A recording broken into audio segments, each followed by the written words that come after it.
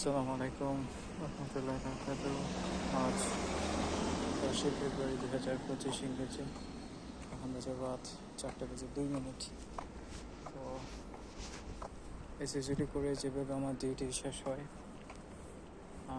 সব কিছু শেষ করে এখন আস্তে আস্তে রুমের দিকে এগিয়ে যাচ্ছে। তো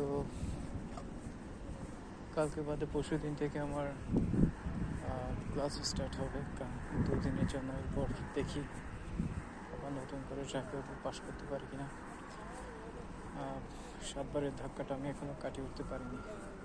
তারপর এখন শিডিউল পাচ্ছি না, সামনে রোজা চলে আসছে, আর 1 সপ্তাহ পর রোজা স্টার্ট হয়ে যাবে। তার আগে আমার ফার্স্ট স্টেপ যেটা আছে ওইটা কমপ্লিট করার জন্য জিনিসটা আসলে বলে হয়নি।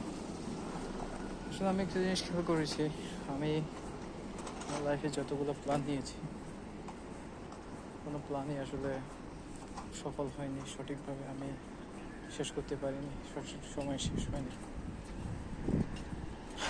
আসলে এই জিনিসটার বেশ কয়েকটি কারণ আমি বুঝতে পেরেছি। তার মধ্যে প্রথম একটি কারণ হচ্ছে যে আমি প্রচুর পরিমাণে প্রেশার পড়ে যাই যখন এরকম কোনো একটা ডেডলাইনের মধ্যে কোনো একটা কিছু করতে হয়। সেই জিনিসটা আমি ছোটোবেলা থেকে করতে পারিনি। দ্বিতীয়ত হচ্ছে আমার বলে যাওয়ার সমস্যা যেটা আছে, ADHD সমস্যা, সেটার কারণে আসলে অনেকটা আমি পিছিয়ে পড়ি, ঠিকভাবে সব কিছু ঠিকমতো শেষ করতে পারি না। আর এটা আর কি। তারপর ভাগ্য সবসময় সহায় থাকে না, ভাগ্য অপোজিট হয়ে যায়। তো যার কারণে খুব দ্রুত করতে চাইলেও, করতে গেলেও জিনিসটার অভাবে হয়ে ওঠে না, হয় না, সেটা আর কি।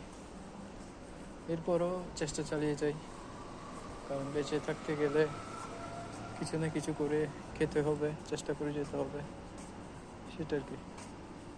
তো আসলে আজকে একটা জিনিস অনেকদিন পর আমার মনে আসছে, সেটা হচ্ছে টাইম হিলস এভরিথিং। সময় ধীরে ধীরে সব কিছু ঠিক করে দেয়। তো সেটাও অনেকটা ঠিক। তারপর হচ্ছে উপরওয়ালার যেটা রহমত, সেটারও অনেক দরকার আছে। সেটা যদি না থাকে তাহলে যতই চালাক মানুষও, ভাগ্যবান মানুষও অনেক সময় ঝামেলার মতো পড়ে যায়, সেটা আর কি। তো আমি দেখি আমি আমার নিজের জন্য কিছু করতে পারি কিনা। আমার দেখছি চেষ্টা চালিয়ে যেতে হবে। সামনে ভেবে আমার ডিউটি যেটা শিডিউল আছে ওটা চেঞ্জ করে দিতে পারে, সেটার জন্য কথা বলে দেখতে হবে ম্যানেজারের সাথে। তো সেটা আর কি, দেখা যাক। তবে আমি সবসময় সবার পিছনে ছিলাম, সবসময় সবার চাইতে স্লো ছিলাম, আর সবসময় মানুষ আমাকে ব্যবহার করে, আমার সাথে কোনো একটা ঝামেলা করে আমাকে বিপদে ফেলে।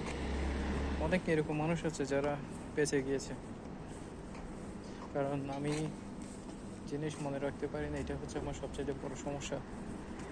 তো জিনিস যদি আমি অনেক কিছু এরকম মনে রাখতে পারতাম, বা কোন দিন কোন সময় কোন তারিখে কী হয়েছে না হয়েছে সব কিছু যদি আমার নর্মাল মানুষের মতো যদি মনে থাকতো, তাহলে অনেক কিছু আমি চেঞ্জ করে ফেলতে পারতাম, অনেক কিছু আমার চেঞ্জ হয়ে যেত। তো কোনো একটা মানুষের সাথে ঝগড়া হলে তখন মানুষরা আমার যে কজগুলো দেখায়, আমি সেগুলো প্রতিউত্তর দিতে পারি না। দেখা যায় যে কি আমি কোনো একটা কথা বলতে গেলে কথাগুলো গোছালো হয়ে যায়, এলোমেলো হয়ে যায়। তারপর মানে ব্রেন থেকে তখন ব্রেনটা শাট অফের মতো হয়ে যায়, সব কিছু ভুলে যায় ওই সময়। তখন আর কোনো কিছু মনে করতে পারে, মানুষ ইজিলি আমাকে হারিয়ে দিতে পারে।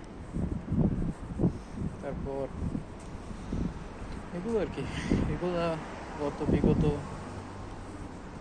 ছোটোবেলা থেকে এগুলো ফেস করে আসছি, আর এখন কি সেটা কি।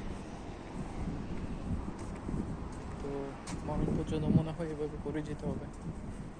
তবে আমার একটা প্ল্যানিং আছে, আমি যদি দেশে কোনো সময় যাই, একবারের জন্য হলে আমি দেশে গিয়ে কোনো একটা মানসিক ডক্টরের কাছে যাব। এই জিনিসটা তো এমনিতে পরিবর্তন হওয়ার নয়, পরিবর্তন হবে না, কিন্তু আমি চেষ্টা করে যাব কিছুটা অন্তত নিজেকে চেঞ্জ করার জন্য। তবে আমি একটা জিনিস শুনেছিলাম, গতকাল একটা ভিডিওতে দেখেছিলাম যে একটা মানুষ বলছিল যে কি ADHD যে মেডিকেশন আছে সেটা হচ্ছে অনেকটা, একজন পঙ্গু মানুষ যদি হাঁটাচলা করতে না পারে তাকে যদি হুইল চেয়ার দেওয়া হয়, সে হুইল চেয়ার দিয়ে কিছুটা এখান থেকে সেখানে যেতে পারবে, কিছুটা চলাফেরা করতে পারবে, কিন্তু একটা স্বাভাবিক মানুষের মতো আসলে চলাফেরা করতে পারবে না। তো ঠিকই ADHDটা হচ্ছে যে কি মেডিকেশন যেটা আছে ওটা হচ্ছে ওইরকমই।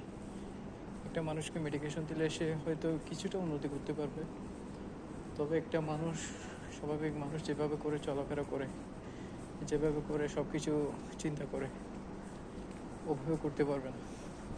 কিছুটা মানে স্টিমুলেট করে আর কি, কিছুটা বাড়িয়ে দেয় ক্ষমতাটা, কিন্তু ওইরকম আহামরি কোনো কিছু না। তো সেটা আর কি।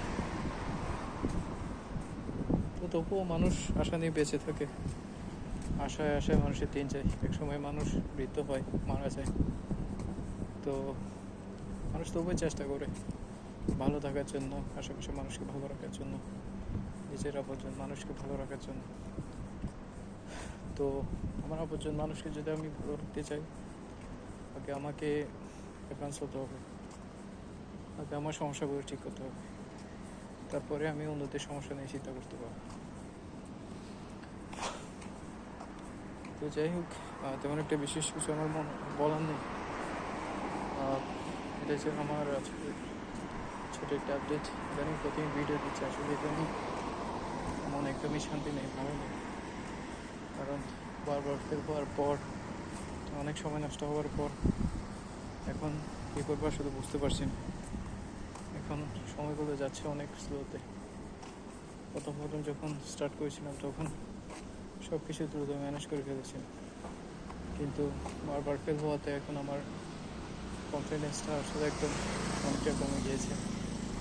তো সেটা আর কি। তো দেখি কী করা যায়, কী করতে পারি না করতে পারি, তাহলে কী আছে। ঠিক আছে, তাহলে ওকে, আসসালামু আলাইকুম।